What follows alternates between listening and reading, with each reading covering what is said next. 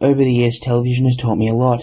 Joe Murray's stellar blend of the surreal and the mundane on Rocko's Modern Life taught me that it is a terrible idea to be friends with a gluttonous, retarded cow and a paranoid, retarded turtle. Rockney S. O'Bannon's severely underrated science fiction series Farscape taught me that if, by some miracle of God, I find myself balls deep in Claudia Black, it is my duty to yell Starburst at climax. And finally, Dick Wolf's crime drama Law and Order, less a television show and more of a cultural fucking icon at this point, taught me that the greatest enemy of truth is politics. Think about it. How many times were the menagerie of detectives and district attorneys hampered in their pursuit of justice by the political agendas of those around them? Out of the Half-Light, Conspiracy, Consultation, Night and Fog, Rage, Sanctuary, the list of episodes goes on. A rather cynical worldview to impart on a teen? Perhaps. But to deny there is any credibility in said worldview is just naivete. I'm not saying that the DAs and cops were knights in shining armor. Far from it. Briscoe and Logan were a pair of gigantic arseholes who regularly threatened innocent people to force them to cooperate in their investigation, while McCoy and Kincaid didn't think twice about bending, sometimes breaking, the rules to get convictions. But despite the flaws and the heavy-handed, often unethical tactics, they cared about one thing, the truth, and they were willing to do whatever they could to use it to graduate Scumbag of the Week to Prison Bitch of the Week. But Jester... What the fuck are you talking about, huh? Well, I'm talking about Law and Order. Pay attention, you idiot. But I am also talking about the motivation that drives, say, the congressman in Out of the Half-Light, who interferes with the investigation of the alleged rape of a black teenager by white policemen because he wants to discredit all white cops in the city. The same motivation that drives German and UK politicians to try to ban Donald Trump from entering the country. To put it simply, the agenda is all that matters, and any sin, any crime, any hypocrisy committed in its name is permissible. Donald motherfucking Trump, also known as that guy who lives in a penthouse that makes Versailles look restrained, has taken the US presidential election by storm, though that fails to convey just how goddamn arse-hurt everyone is over him.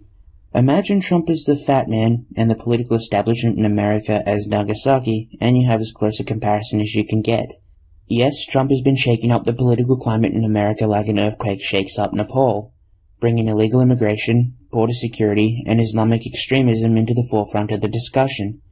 But it is no longer just his opponents in America that fight him, it's also politicians and world leaders in other countries. You know Justin Trudeau. Of course you do. He's that arsehole currently in charge of the land of poutine and Mounties just above America. The guy who explained his decision to make youth and ethnic diversity a top priority for his cabinet instead of say, oh, I don't know, fucking experience, with the type of non-answer that would make John Oliver ejaculate so hard his cum could punch through steel.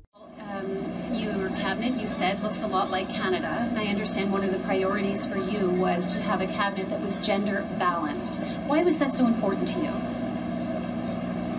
Because it's 2015.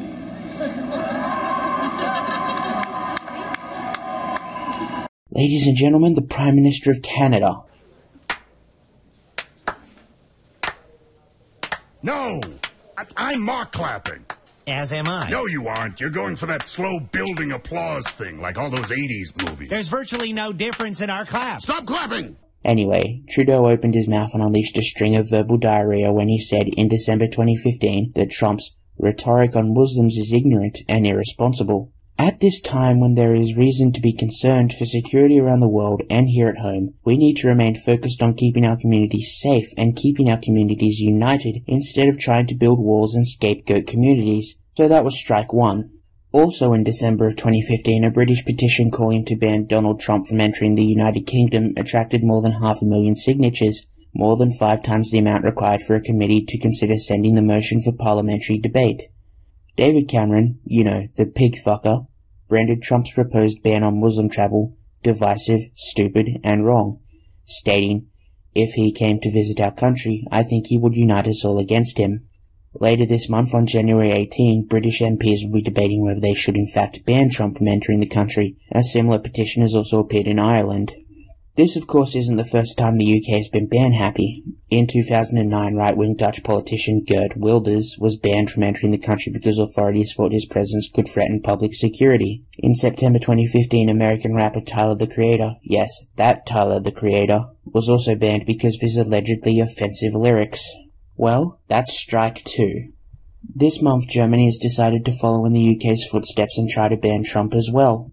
Dieter Janicek, a member of Germany's Green Party, told Spiegel magazine that Trump's rants of hate against minorities and refugees could constitute the criminal offense of incitement of hatred. His comments come after Trump commented on a series of sexual assaults carried out by refugees which took place in the city of Cologne on New Year's Eve. You know, the series of sexual assaults that the Cologne police tried to fucking cover up because the Interior Ministry recommended that they should do so to protect the refugees from the evil neo-Nazis.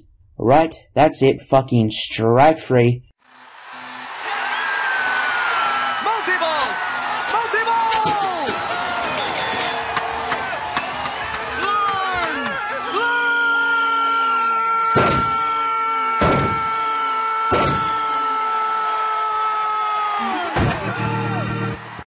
I can't believe I have to explain to goddamn politicians why this anti-Trump rhetoric is beyond retarded.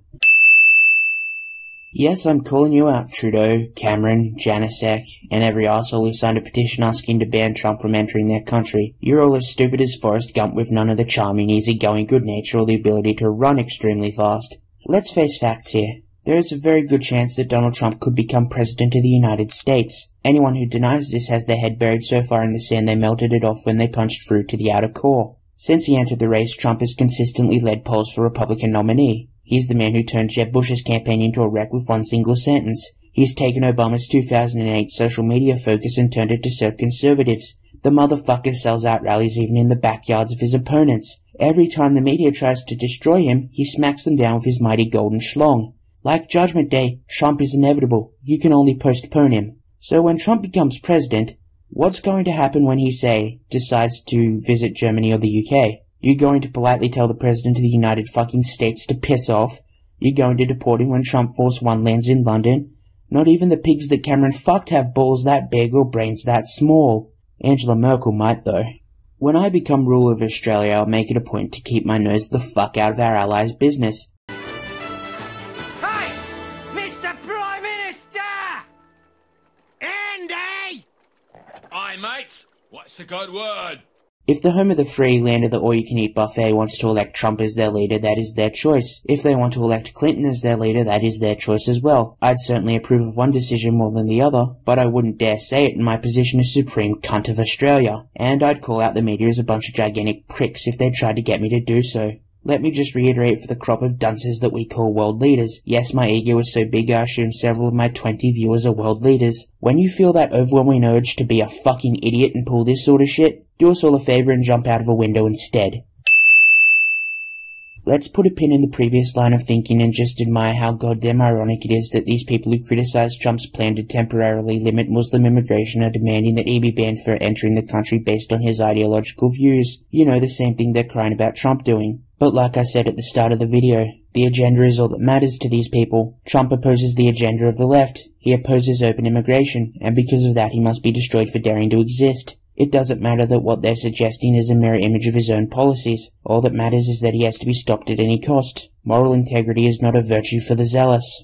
The people that want to keep Trump from entering their country are just Trump with a different coat of paint. And while I may have no problem with a country deciding who it wants to let in, I have a massive problem with hypocrisy. Just stand up and admit it for once in your goddamn lives.